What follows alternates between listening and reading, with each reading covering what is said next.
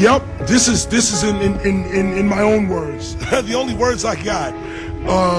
First of all, the conversation we was having the other day was brilliant. I think it was very respectful of the fact of what America's feeling right now.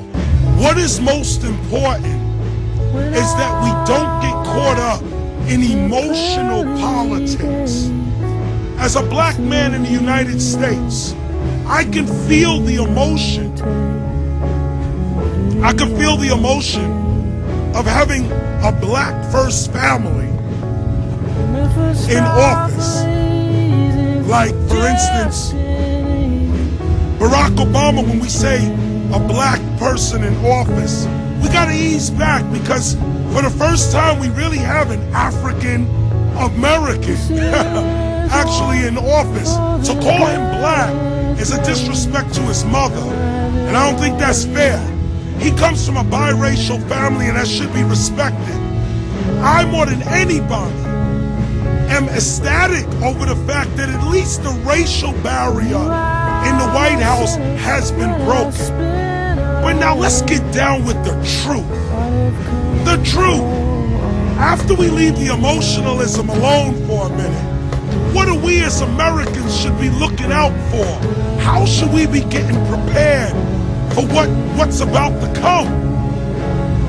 Just because we have an African American president doesn't mean that he's not going to continue the Bush agenda.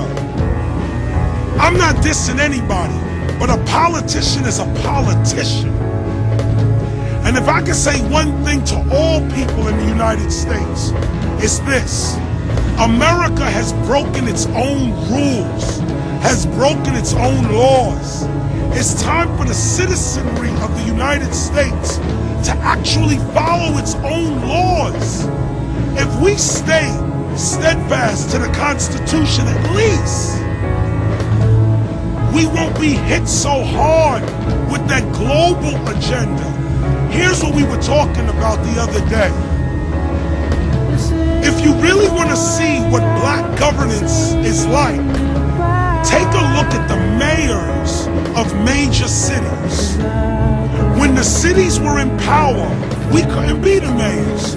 It's when the cities lost power, they put in black mayors. When the states had power, we couldn't be governors. But then when the states lose power, we got senators, governors, African American senators and governors. Now the nation has lost power. The dollar has lost power. The world is global. Now you can get a black president because it doesn't matter. It's global now. So the real issue is this: are you going to allow this system to tempt you into their prisons, into their job, into their psyche? Follow your purpose. This is what will defeat it all. If you're on your purpose, even death respects purpose. That's why I'm here, because I'm on my purpose. You don't think they hear me every day? You don't think they hear Alex Jones every day? You don't think they just heard? You don't think the FBI was out there right now? But you know what? They can't do nothing to a person who stands with the truth. Because I forgot who said it, but I'll quote it. It's a saying that says, what a disadvantage it is to only be able to die for your country one time. The concept is this: don't get caught up. I said it on stage. They put a black face on the New World Order, and now we all happy. KRS ain't buying it. I never been a voter. This year I voted. Why did I vote? Because I want to be able to critique. That's why I voted. I didn't vote for Bush. I didn't vote for my... Even if I voted for Bush, he still was going to be... If I didn't vote or did vote, he still was going to be the president. And this is the point. This is the point. If they controlled it before, what makes you think they're not controlling it now? The country was on a verge of revolution. They threw a black man up. Now we like this.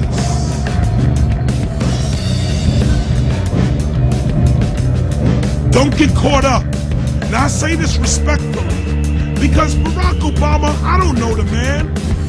I don't know his agenda, but I know mine. Let's see if our agendas match. I stand with Dr. King. I stand with Malcolm X. I stand with the Black Panther Party. I don't know if my president can stand with that. But if my president frees Mumia Abu-Jamal, maybe he'll get my eye up. If my president could release political prisoners, maybe my eye will go up. If my president can stop ignoring police misconduct, maybe my eye will go up. But I'm not hopeful. And let me say this. Nature has a way of perfecting itself. This time, if they try to assassinate the president, I don't think it'll work. In fact, it may happen, but the ones who do it will finally be exposed. The concept is this. If Barack is true to the people, there will be some opposition. If there is opposition, we the people are the ones who are gonna have to fight, not him. The real issue is, we used to say, which side are you on? Which side are you on? I'm not on the emotional side. I'm not on this black side, white side. I don't know what that is. I got black police officers shooting at me every day. I got black senators that want to keep me in poverty. I don't know what that is, but I know what the truth is. The truth come out of anybody's mouth. The truth don't have no cover. The truth is that people are hurt. The truth is that they trying to turn us into China. The truth is we're in so much debt that the only way out is revolution or war. So now the question is, what side are you on? Everyone is pointing to Barack right now, President Obama, and saying, you gotta get the economy together. You gotta get the economy together. When in fact, the president has very little to do with the economy. It's the Federal Reserve Chairman that at least sets the policy. The president can appoint, the president does appoint the Federal Reserve Chairman, but after that, that's a privately owned company, the Federal Reserve Bank. They set the agenda.